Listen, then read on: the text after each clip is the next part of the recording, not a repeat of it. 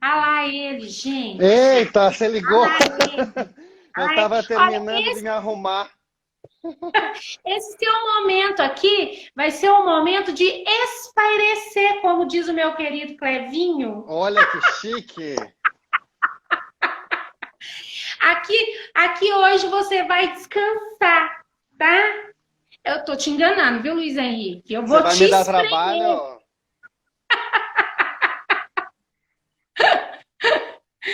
Ai, meu Que bom te Deus! ver, viu? Nossa, eu que o diga. Quando o Léo falou pra mim, Elis, será que a gente não deixa pra quinta-feira que vem? Eu falei, ah, não! Eu vou ficar muito triste. A gente não tinha recebido a divulgação e Pois aí, é, gente. é, e Mas aí eu sabe me o que dei que conta é? tarde. Mas isso é assim, ó. Isso é mãe e filho aqui, sabe? Esse povo pequeno que cria umas coisas grandes, né? Aí, assim, dá uns deslizes, sabe? Às Mas, vezes mas tá acontece. tudo certo. Sempre acontece. E da Sempre. forma. Ó, vou te contar, é da forma mais elevada e melhor possível para muitos, viu? Olha que chique. É sempre assim.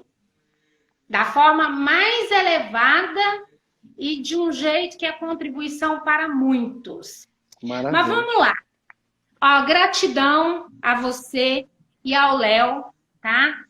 Por vir aqui no Pérolas de Elis, vir para Patrocínio, Minas Olha que Gerais, a chique. terra do café, tá?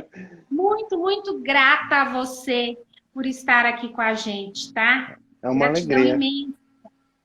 É uma alegria mesmo, grandona, tá todo mundo. Oi, Flavinha! Tá todo mundo aqui aguardando a sua presença para receber de você o que você tem para nos oferecer nesses 50 minutos, uma hora, tá? No máximo. Não vou te usar muito, não, só uma hora. Você nunca usou o Instagram, né, Elis? Pois é, Para menina, até isso live. é novo. Até isso é novo. Como é que Então, faz aqui? O que eu posso melhorar? ele, não, é porque ele cai sozinho depois de uma hora. Ele estoura. Aí tem que gravar, né? Tem que baixar um jeito de gravar isso aqui. No finalzinho aparece a opção. Peraí, você falou, o Vinícius falou, não escutei ninguém. No finalzinho aparece a opção para gravar. Isso. Você faz isso aí pra gente garantir, viu, Luiz? É, por Não, favor. só quem pode fazer é quem abriu a sala. Então, ó, a hora que terminar, vai ter igual no Facebook. Sabe lá, carregar em HD, vai aparecer um salvar. Tá. Só salvo. Nome de Jesus, eu vou clicar no salvar, Em nome gente. de Oi, Jesus. nome.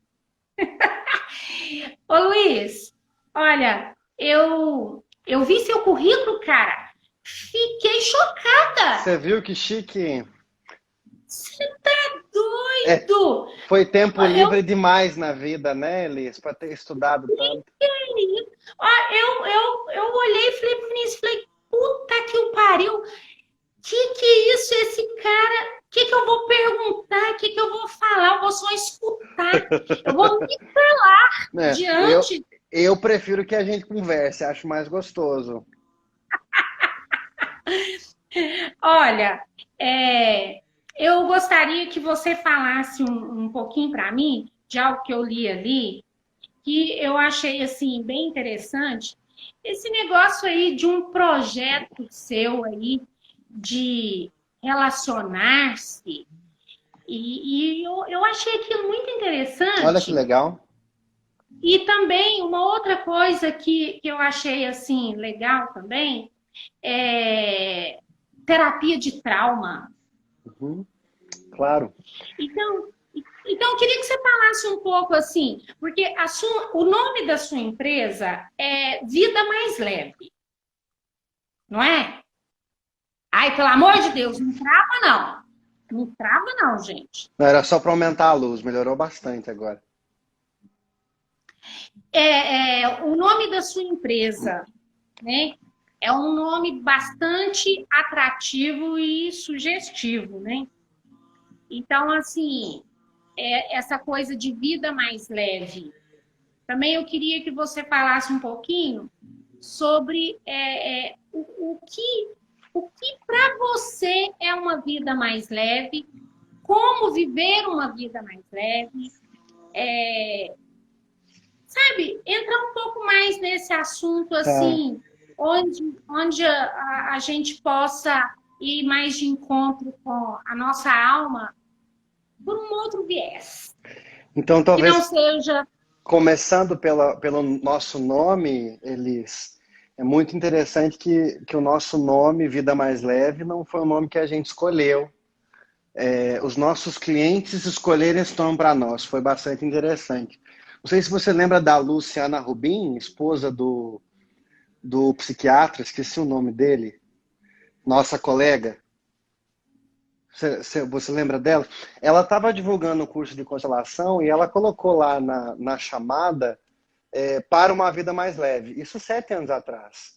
E eu li essa frase e adorei. E disse assim, Lu, posso copiar a tua frase assim na cara dura nas minhas divulgações?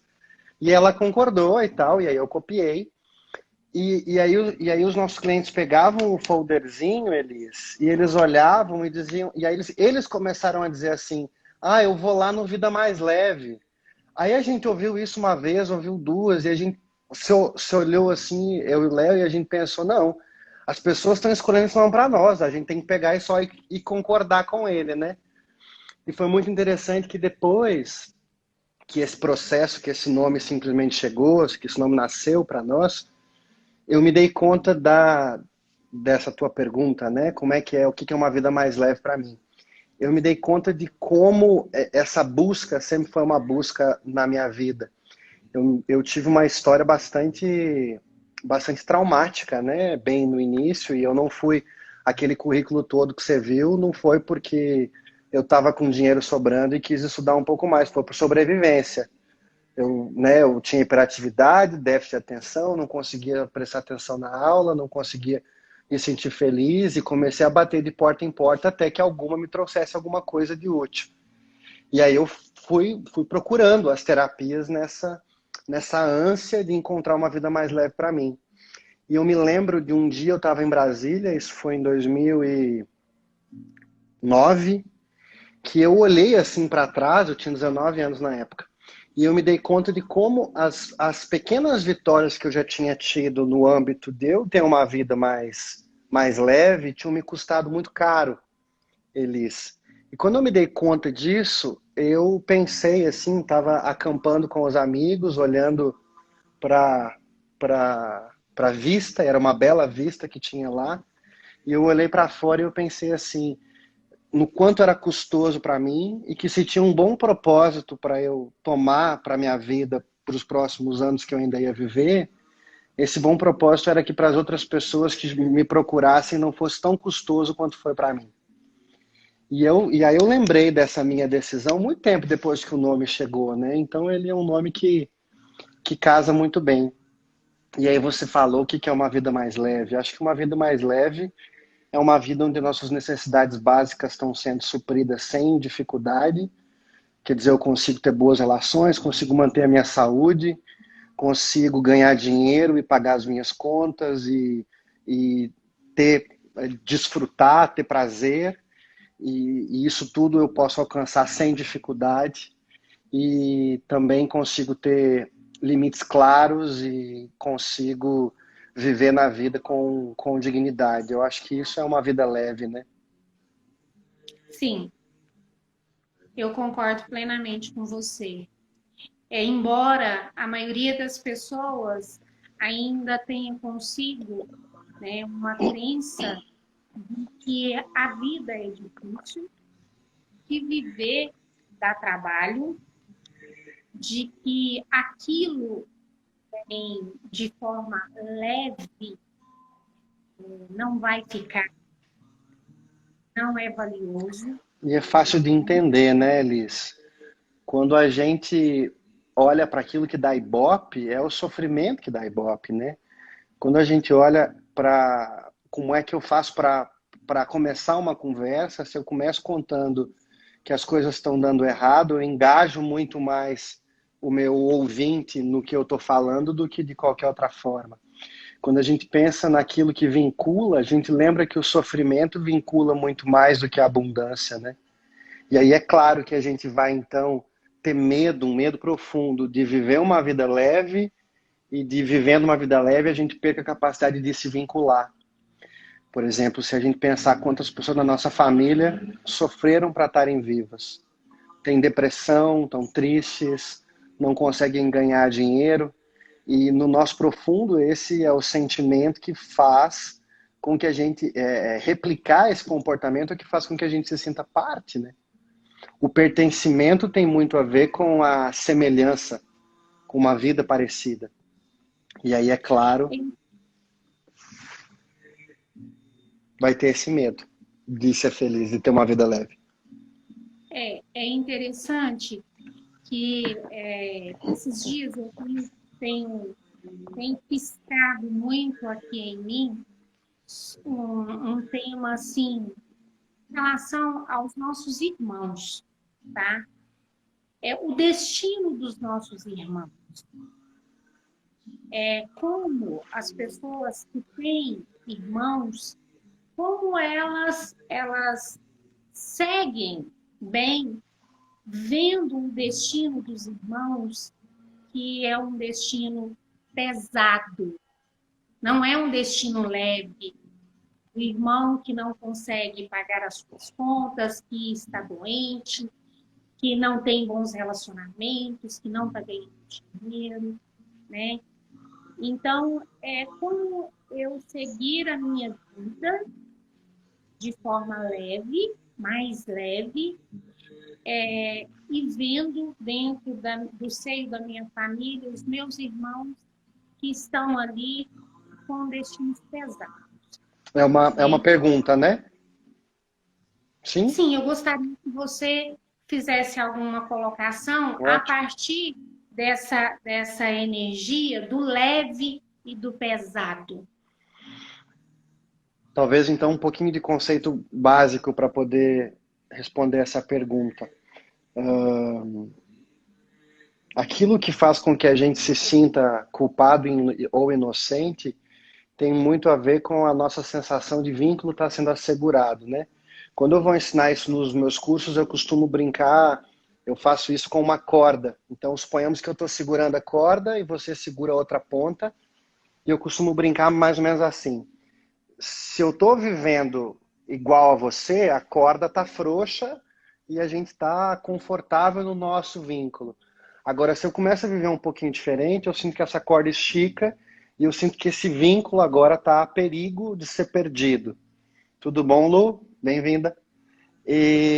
Então, essa é a primeira informação que a gente tem do vínculo, né? Então, quando eu tenho um irmão que não está dando conta de ser feliz, ganhar dinheiro, ter saúde, sucesso, pagar as contas, ter um casamento feliz, a minha tendência profunda vai ser de que se eu tiver aquilo que ele não tem, a culpa que isso vai me gerar me traz medo de que eu posso perder essa relação fraternal, porque agora eu tenho um destino diferente. Esse é o nosso medo, né? Nosso medo é que eu perca a capacidade de manter essa relação se eu tiver uma vida diferente. O que eu tenho ensinado eles sobre isso, sobre irmãos que têm algo diferente, é aonde vai a nossa atenção tem um papel muito importante no vínculo. Então, quando eu olho para o meu irmão que não ganha dinheiro e olho para mim que não ganha dinheiro e vejo que isso nos difere, essa diferenciação é aquilo que nos desvincula. Agora, se eu parar de repousar a minha atenção sobre as finanças e perceber outras inúmeras coisas que me vinculam com o meu irmão, eu posso voltar a sentir segurança no vínculo. Então, talvez meu irmão não ganhe dinheiro, eu ganho, mas talvez meu irmão também seja festeiro como eu, ou também goste de piada como eu, ou também cozinhe como eu. Se eu começar a repousar a atenção nessas outras potências que a gente tem semelhante, isso me devolve uma sensação de vínculo assegurado, me devolve a sensação que a relação está segura, que eu tô com o outro, que eu ainda tenho esse irmão, sem que eu sinta que Se eu me mover para uma vida mais abundante, esse vínculo vai ser ameaçado. Isso faz sentido? Sim, com certeza, com certeza. E quando a gente fala, né, como tá lá no Círculo Fim, essa coisa de trauma, terapia de trauma, parece que trauma é uma coisa que faz parte da vida, E faz. que pertence, né, que pertence à existência humana. E aí a gente procura, eu não sei do que se trata quando você colocou lá terapia de trauma. O que seria isso aí dentro da sua especialidade? Como é que, o que é isso? Então, talvez primeiro conceituar, né? Às vezes, trauma não é um nome que a gente gosta muito, ou a gente tende a relacionar trauma com eventos muito grandes, um estupro, um sequestro, coisas grandes. E, na verdade, trauma é todo estresse que foi mal administrado. Toda a experiência de estresse que eu tive, que ela não foi gerenciada de um jeito adequado, isso se estabelece no meu corpo como um trauma. Nesse sentido, eu poderia dizer que trauma é um condicionamento que agora vai me fazer replicar no presente, tal como algo que aconteceu no passado. Então, suponhamos que sofri abuso sexual na minha infância. Um caso real que eu atendi essa semana. 10 anos, sofri abuso sexual. O que pode estar acontecendo agora no momento presente? Essa pessoa se move para os homens, talvez especialmente aqueles que lembram o abusador, e ela espera receber desse homem ou dessa pessoa as mesmas coisas que ela recebeu daquele abusador. Então, nesse sentido, o trauma é um condicionamento. É uma expectativa que eu tenho em relação ao presente, onde o presente não tem mais chance de ser presente, e ele é exclusivamente uma profecia autorrealizável de um acontecimento do passado. E aí, pensando em estresse, né, já que eu conceituei trauma dessa forma e disse que ele tem a ver com estresse, estresse é tudo aquilo que é imprevisível esqueci a outra palavra, imprevisibilidade e incontrolável. Essas são as duas palavrinhas chaves do estresse. Então, por exemplo, nosso momento atual, né, de pandemia, é um movimento de estresse absurdo. Por quê? Porque eu não posso controlar, porque o imprevisível acontece. A gente não sabe quando que o lockdown termina, não sabe se vai ter dinheiro para pagar as contas amanhã. Esse fator imprevisível, ele torna o nosso sistema nervoso, nosso corpo, sempre num estado de alerta. E aí o meu trabalho com terapia de trauma, ele é baseado essencialmente na senso-percepção, na capacidade que o nosso corpo tem de se sentir por dentro. Então, por exemplo, suponhamos que a gente queira lembrar de um evento muito positivo na nossa vida. Então, sei lá, você lembra de quando o teu menino nasceu, o Vinícius. E eu imagino que mesmo que tenha tido... Não, isso é um trauma. Isso é um trauma. Isso é um trauma. Não. Pô, de verdade, não tô brincando, pensando. Isso é um trauma. Acredito. Foi traumático isso. Acredito. Então tem que ser outra coisa. Acredito. Tipo assim, quando eu e o Clevinho, depois de 11 anos, eu cheguei pra ele e falei, casa ou dá o 10º, meu filho. Ou você casa comigo, ou eu vou arranjar um homem pra casar comigo. E aí a gente se casou. Então, isso pra mim não foi um trauma. Acho que pra ele, sim. Mas pra mim, não. Pra mim, é um momento de muita alegria. Né? Vamos... Então tá. Então vamos voltar lá. Isso. Então é quando o Clevinho decidiu casar com Elis. Ele foi obrigado. Quando a gente pensa num momento assim, muito positivo, a gente não percebe, mas o nosso corpo, ele tem sensações que mostram que a gente está tendo um momento positivo. Peito esquenta, peito amplia, as mãos esquentam. Então a gente tem sensações que nos fazem saber que a gente está num momento positivo. E o trauma é assim também. Tem sensações que mostram que aquilo foi traumático. Descobertas, Vini. A Mari tem razão. Quer dizer que você vai ter que marcar segunda-feira uma sessão pro Vini agora para curar o trauma de saber que o parto dele, que o nascimento dele foi traumático para ti. Sério? Aqui em casa, todo mundo aqui vai para terapia, porque aqui tá todo mundo cheio de trauma. A gente aprende a tratar os outros, porque a gente aqui, ó, já apanhou bastante. Então, a gente sabe aqui na pele, sabe? Como é que eu trato o outro? Eu imagino. Porque o trem aqui é vivido. Eu imagino. Mas então é isso. Meu trabalho de trauma é baseado em a gente reconhecer em como é que trauma e recurso é sentido pelo nosso corpo. Isso faz com que o sistema nervoso autônomo se reorganize numa estrutura mais recursiva, né? Quer dizer, eu posso voltar a perceber experiências de prazer e eu paro de estar condicionado a reparar naquilo que é feio. Se a gente pensar, Elis, para cada experiência que a gente é exposto, cada pessoa tem uma experiência completamente diferente, né? Então, sei lá, a gente se encontra todo ano em Águas de Lindóia, que para nós, eu imagino que para você também, seja o evento mais esperado do ano. Com certeza. Não é? Sim. E aí talvez para alguém que não goste de ficar num lugar mais recolhido, não goste de ficar longe da civilização, não goste de não ter uma internet muito boa, aquilo não é confortável. Provavelmente porque essa pessoa não está em contato com a realidade. Daqui a pouco, se a gente ainda quisesse vincular com a nossa linguagem, a gente diria que o trauma nos desconecta da realidade. Ele nos faz perceber o momento atual do jeito mais feio possível, né? Se tem uma feiura agora, é para essa feiura que eu vou olhar. É isso que o trauma faz com a gente. Fez sentido? Sim, sim. E quando você trabalha lá também, gente, eu vou usar seu currículo aqui, porque eu fiquei assim, né? Então, quando você tem lá a questão da hipnose, porque, assim, como constelador, todo mundo pensa que a gente tem que falar só sobre constelação, né? Que tudo tem que ser tratado com constelação. E a gente sabe, acredito que você também. Se você falar que não é certo. Então, assim, nem tudo a gente não trata, não só com a constelação, mas tem N outras, né, terapias aí que podem trazer um excelente resultado que não é constelação.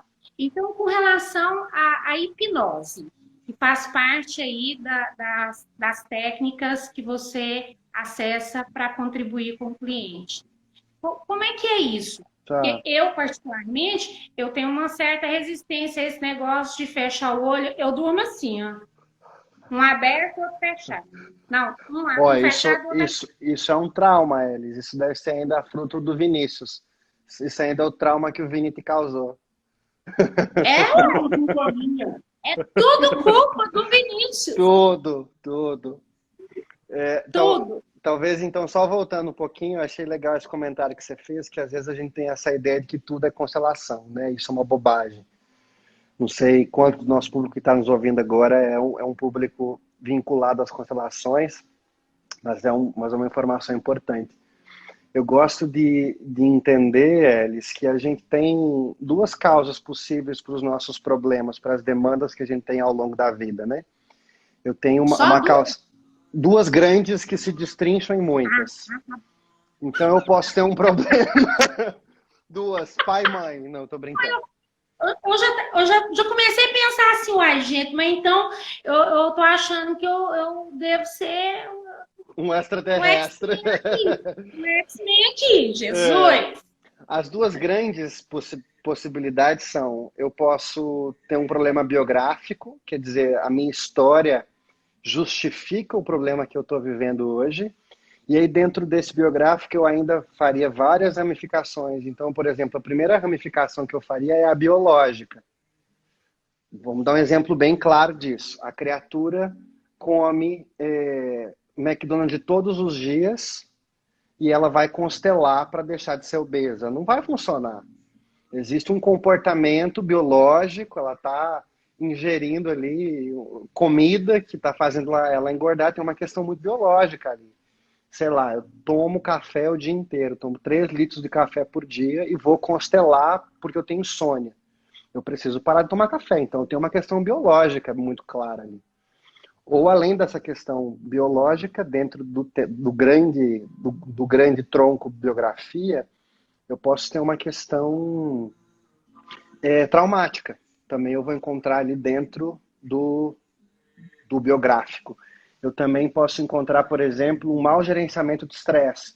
E aí eu acho que as práticas integrativas auxiliam muito. Então, por exemplo, se a pessoa está num estado constante de ansiedade, ela precisa também de práticas diárias para gerenciar essa ansiedade. Talvez fazer yoga, fazer reiki, fazer massagem. A constelação não vai substituir isso. Agora, então, ao passo que eu tenho essas questões biográficas, eu também tenho questões sistêmicas, que é para isso que constelação serve. E para questões sistêmicas, essas abordagens biográficas não funcionam. O que é uma questão sistêmica? Uma questão onde o problema é sustentado por uma lealdade. Quer dizer, eu olho para alguém da minha família e eu me sinto solidário ao sofrimento.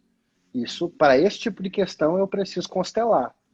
Então, se eu estou solteiro há 500 anos, na minha família é comum as pessoas serem solteiras, e eu olho para minha família, percebo o meu amor por eles, e percebo como essa solteirice está me vinculando à minha família. Para isso eu preciso constelar, a massagem reiki não vai funcionar. Agora, ao mesmo tempo, se eu estou tomando muito café, não adianta eu constelar, eu tenho que fazer uma intervenção na minha biologia, né? Acho que essa é uma informação bem, bem importante para a gente cercear o que é constelável e o que não é. E aí, sobre hipnose, Elis, eu acho que hipnose é um grande amante. Talvez eu começaria um grande amante porque, na minha opinião, eu tenho muitas horas como aluno de hipnose, eu estudei 800 horas já de hipnose, entre todas as abordagens de hipnose que eu estudei, e eu não acho que hipnose resolva nada sozinho. Mas eu acho que ela é um bom amante, ela é um bom instrumento para eu usar uma outra ferramenta. Então, por exemplo, eu atendo individualmente online, às vezes também no presencial, eu uso muito mais hipnose do que constelação, do que bonequinhos no individual. Então, se alguém me traz uma questão sistêmica no individual, eu conduzo num transe, faço a pessoa visualizar aquelas questões que estão envolvidas, ajudo ela a perceber o amor cego dentro de um transe hipnótico, né, de uma meditação. Então, para mim, ela é um bom amante. E aí eu nos lembraria que existem várias formas de hipnose, tem a clínica, tem a ericksoniana, que é a que eu me conecto mais, que tem mais a ver com o padrão de linguagem, tem a de palco, que é aquela que me faz comer maçã achando que é cebola, achando que é maçã. E é um bom amante. É um bom amante a hipnose. E o que a gente poderia, como eu falei lá no início, sobre a questão do que você comenta, do projeto, do seu projeto de relacionar-se bem, relacionar-se melhor, porque a vida é feita de relacionamento. Né? É o oxigênio dela, né? Né? Desde sempre, né? Começou lá com a Eva, lá, mas o Adão, né? Relação deles lá com Deus, depois com a serpente, com a árvore, com a maçã, né? Caim e Abel, os irmãos ali, já um queria matar o outro, né? Então, assim, a vida é feita de relacionamentos desde sempre. É verdade. E quando a gente fala em relacionamento, as pessoas pensam num relacionamento conjugal.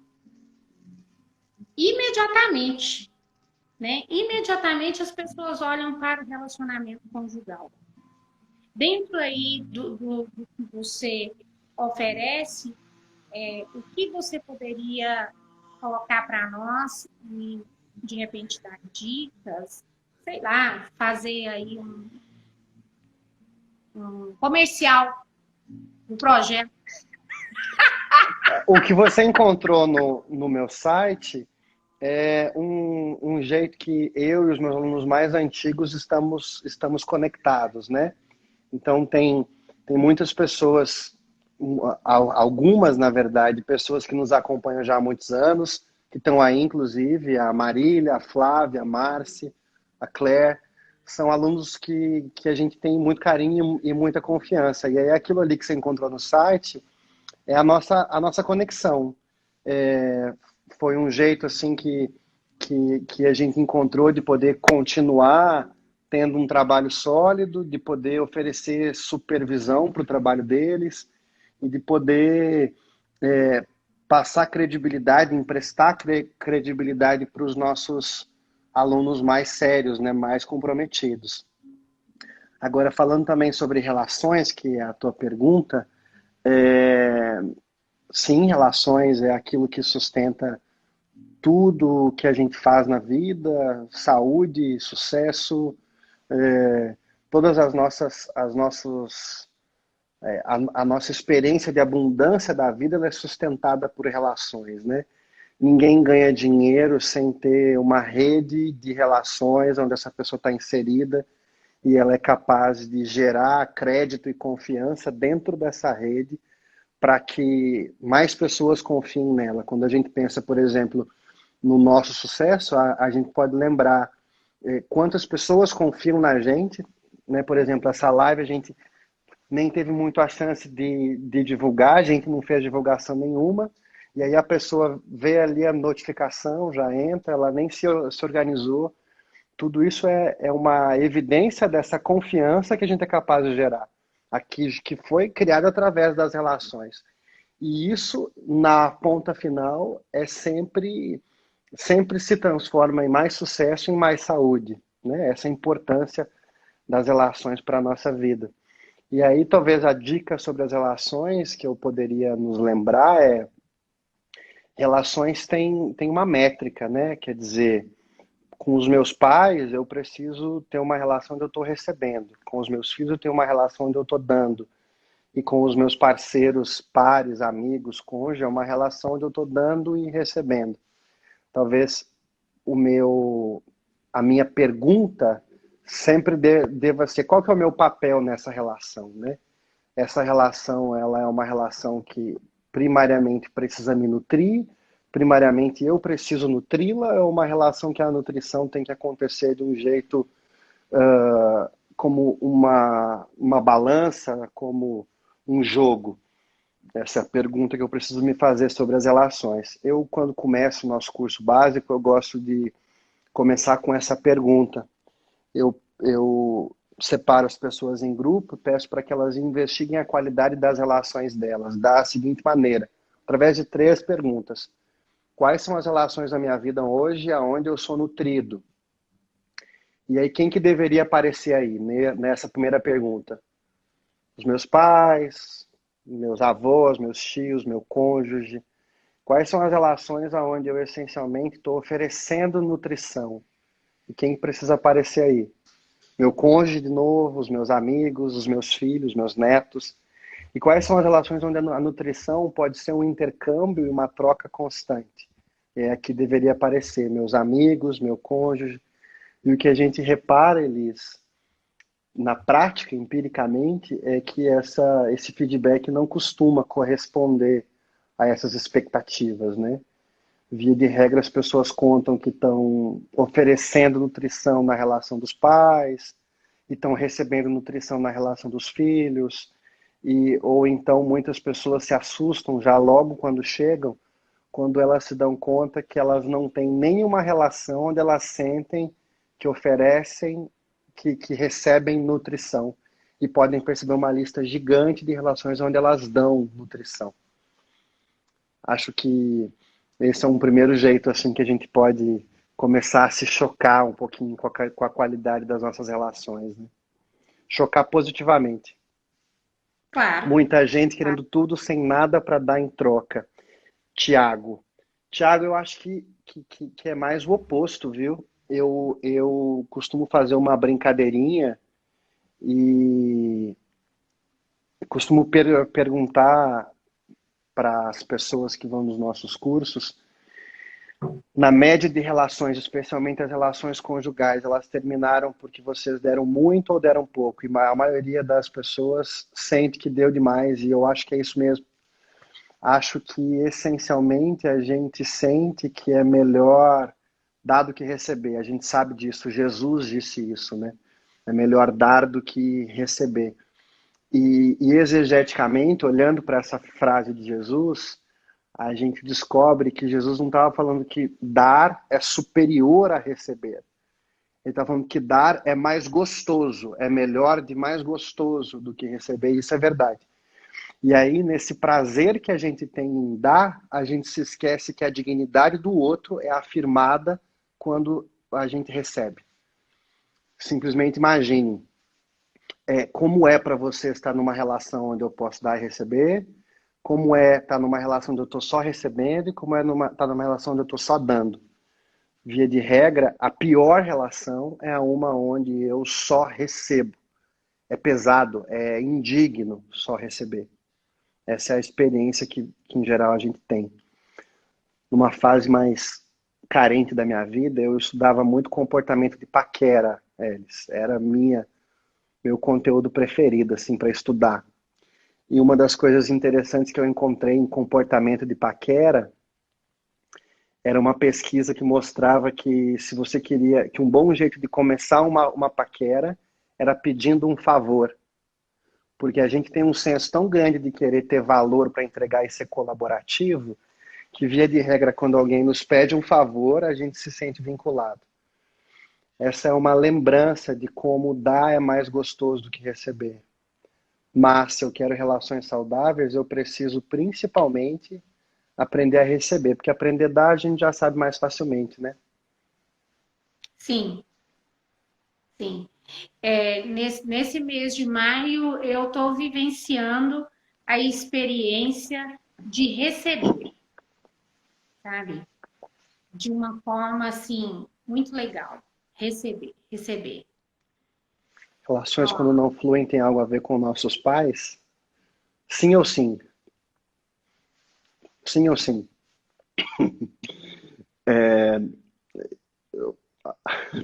Por onde a gente começa? A nossa primeira matriz relacional são os nossos pais, né? Quer dizer que toda a nossa referência de relação, ela começa com como a nossa relação com os nossos pais aconteceu.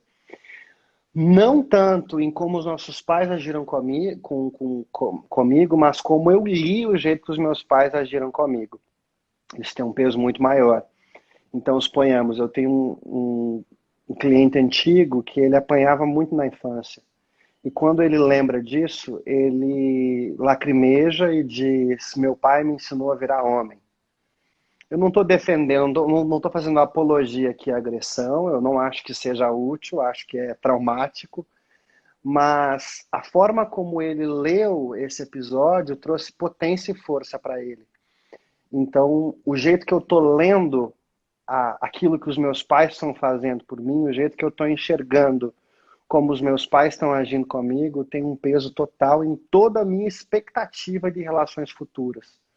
Quando eu li isso pela primeira vez nos livros do Bert, no trabalho do Bert, eu achava que o Bert era exagerado. Não sei se tu passou por essa fase também, eles. De achar que esse negócio de tudo ser pai e mãe era exagero. Eu passei. quem não passou por isso é porque ainda não entrou nesse É, fluxo. ainda falta um pouquinho, né? Ainda E falta um aí pouquinho. eu achava que era um exagero. E o que eu vejo na prática, o que eu vejo na minha vida, como eu li o relacionamento deles, é isso. Como eu estou olhando o que está acontecendo. Se eu estou olhando para o casamento deles, por exemplo, eu estou pondo defeito, eu vou inevitavelmente ter expectativas muito parecidas com aquelas em relação às minhas experiências futuras. Eu tenho uma história muito boa que eu conto nos meus workshops, que eu estava lá no meu, sei lá, no meu segundo, terceiro workshop, 5 anos atrás, 6 anos atrás, né? E eu estava dando uma explicação que eu costumava dar de início, saudade, diz a saudade bem grande.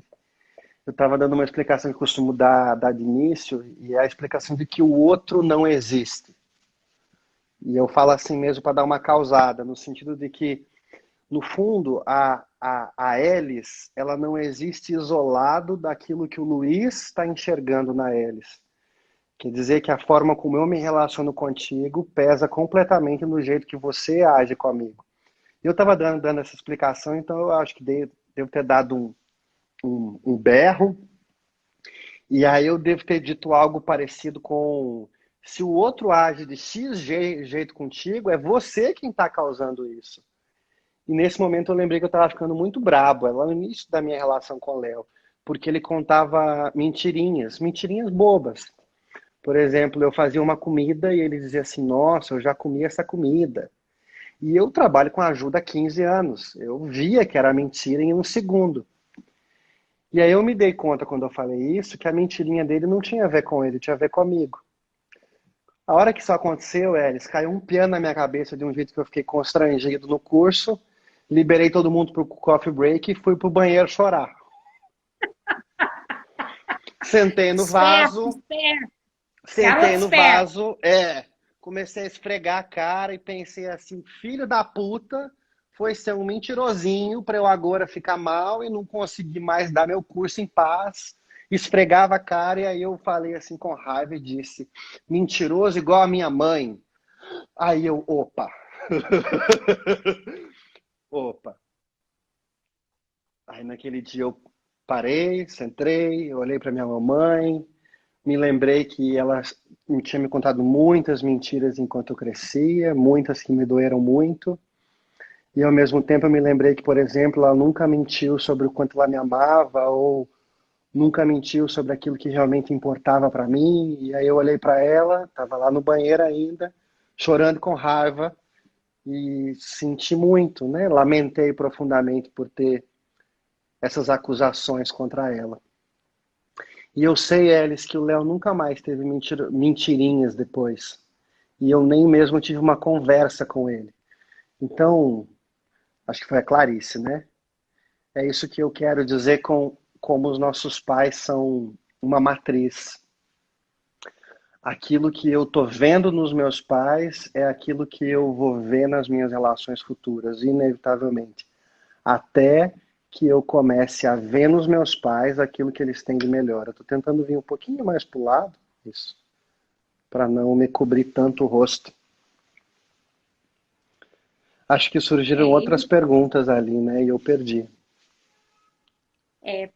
alguém perguntou como resolver isso. Essa, A gente essa resolve coisa. isso de um jeito terrível, desafiador e, ao mesmo tempo, quando a gente é capaz de alcançar, é profundamente libertador. A gente precisa aprender a separar os nossos pais da pessoa onde os nossos pais estão inseridos. Isso é muito desafiador.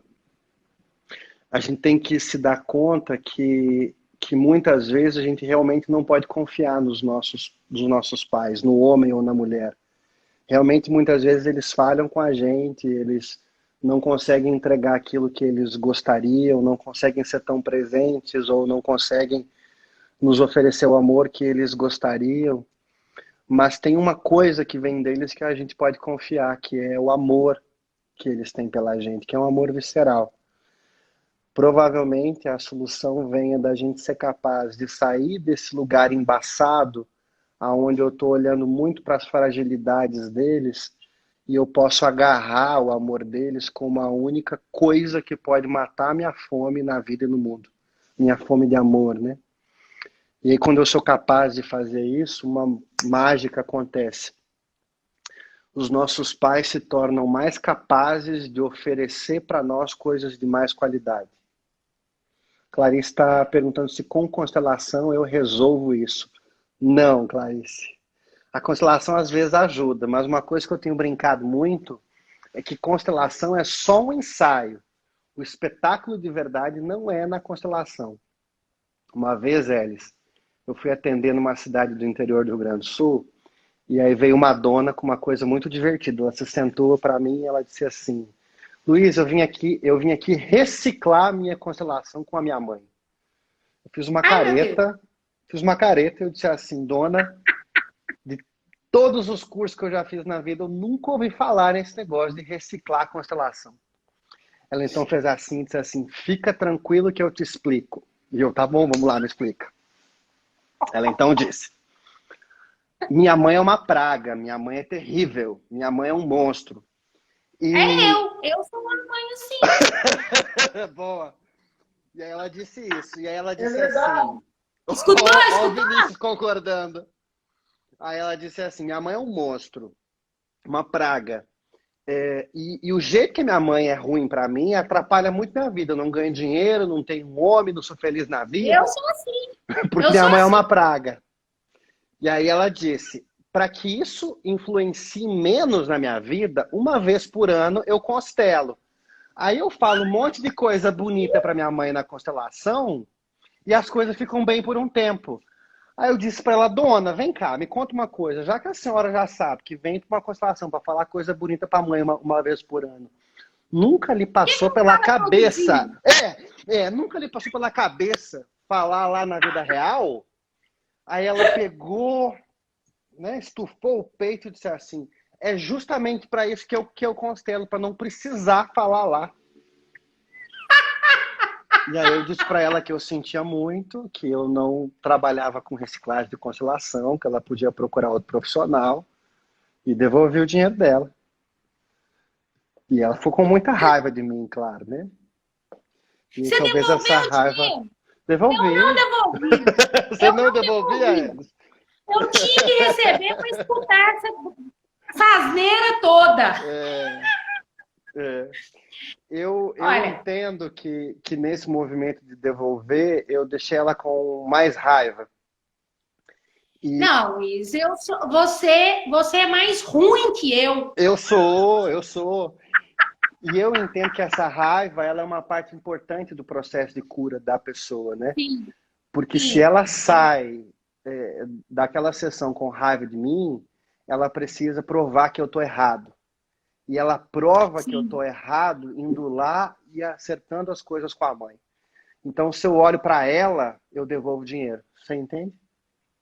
Sim, essa experiência do cliente ficar puto com a gente é uma experiência que a gente percebe que ali a gente fez um excelente trabalho, É, né? Eu gosto muito disso. é verdade. Eu tive uma experiência essa semana, foi muito interessante, que uma pessoa falou para mim assim que havia mandado um funcionário embora. E eu fiquei assim, bem chateada com aquilo. Falei, nossa, tal, tal. Aí, de repente, ele falou assim, são 8h20? Que hora que nós começamos? 7h30. Ah, não, então a gente tem 10 minutos ainda. E aí eu fiquei chateada com aquilo, sabe? Falei, nossa, mas mandou embora, ai meu Deus, mas tal, tantos anos. E aí a pessoa virou para mim e falou assim: eu sei, Luiz, eu te entendo, mas a pessoa que eu mandei embora esqueceu que eu sou o patrão. E aí, naquele momento, eu mandei ela embora. E aí eu saí da conversa, sabe? E fiquei ouvindo aquela conversa, né? E aí eu falei assim para mim, pois é, Elis Regina, o quanto você está esquecendo que você é a patroa. Lindo. Então, sabe, É um aquela convite para a conversa, ordem, né? exatamente. E naquele momento, sabe, a luz acendeu e eu falei, opa! Então, nas relações, às vezes a gente esquece, né? Quem é que manda, quem é o patrão, quem é o empregado. Às vezes o Limites, empregado né, Alice? exatamente, né? Às vezes a gente fica ali numa relação de muita confiança, de muita liberdade, e aí a gente sai. No meu caso, eu percebi com clareza, né? que eu estava me esquecendo de que eu era a patroa. Então, para mim aquilo ali foi muito válido. E aí eu gostaria que a gente encerrasse, né?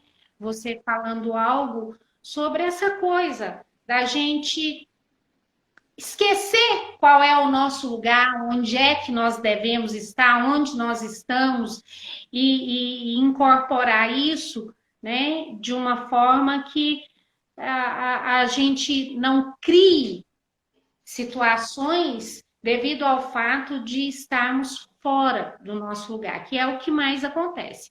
Né? Os problemas, as questões, muitas das vezes, é apenas porque a gente está fora do nosso lugar. Né? Eu gostaria que você encerrasse aí falando algo Acho sobre isso. lindo Se e você quiser desafiador. encerrar, né? O Instagram vai nos fazer encerrar. É lindo e desafiador Ótimo. isso, né? Ele é ótimo. O Instagram é ótimo. Traz Gostei dele. limites. Gostei dele. É lindo e desafiador, porque o lugar é algo que acontece de maneira. O lugar que a gente ocupa na vida acontece sucessivamente, né? Eu não tenho como ocupar bem o meu lugar de marido se eu não fui capaz antes de ocupar uma série de outros lugares que constrói essa posição de marido a partir de um lugar equilibrado. Então, a Clarice antes perguntou sobre é, o impacto da relação com os nossos pais nas outras relações, né? Então, por exemplo, e aí o Thiago nos lembrou que às vezes a gente está muito exigente, querendo receber muito e não querendo dar nada.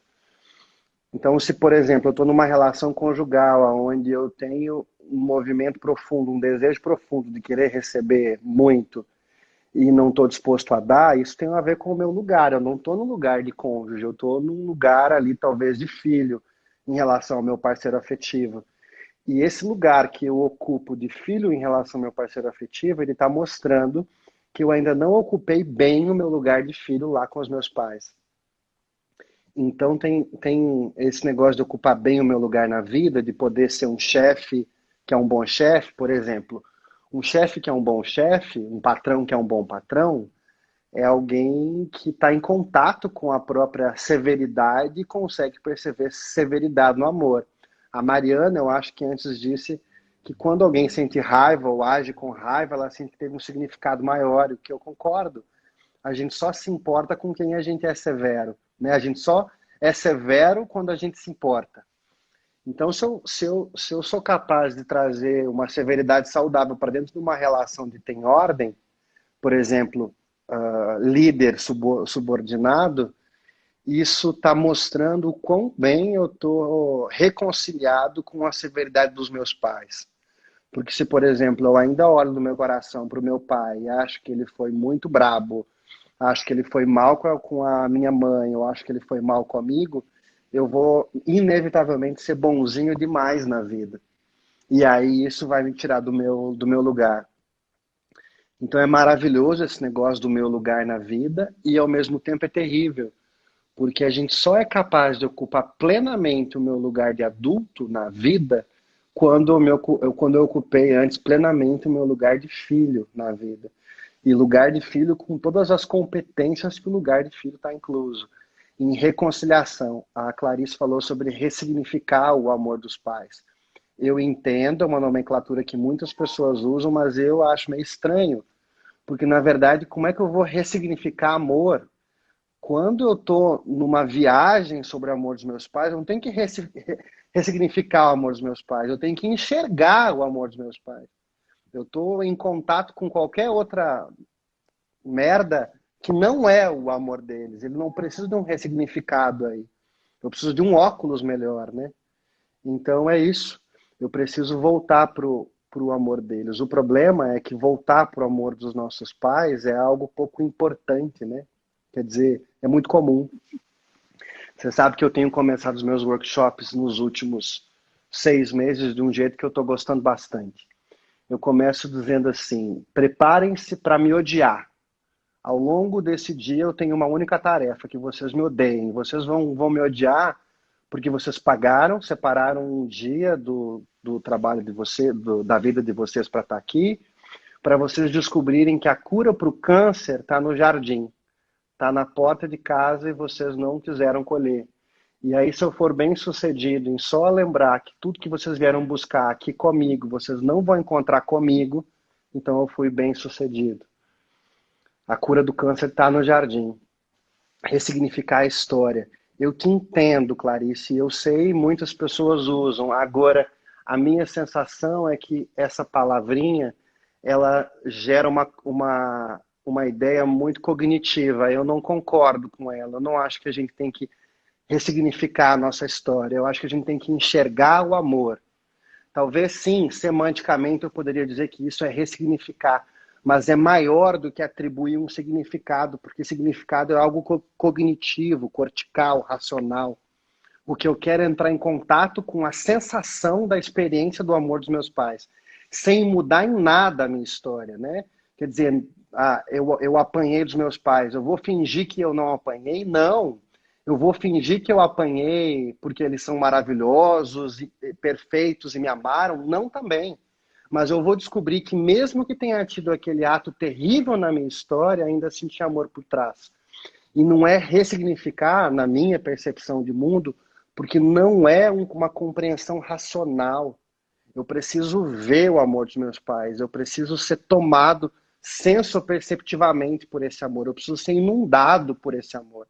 Eu preciso senti-lo em cada célula do meu corpo. É isso, Silvânia. Então não é, né? Significado é neocórtex. Não é neocórtex. É tronco encefálico. É sensorial.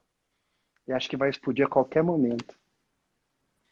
Gente, ó, Luiz Henrique. Alice, espera. Amo Apareceu 2 minutinhos ali em cima. Apareceu que vai explodir? Gente, Não. olha aqui, Eu não Jesus. sei, mãe. Não sei. Então Ainda não vai.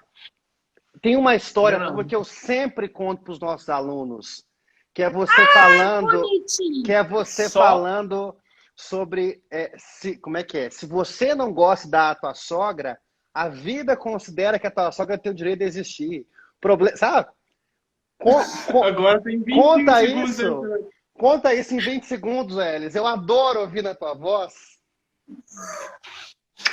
Beijo, gratidão. Você não vai contar. A gente faz outra. Tá, A gente para faz eles outra. contar essa história. Obrigado, viu? Beijo no seu coração. Dá um beijo no Léo aí por mim. Entregarei.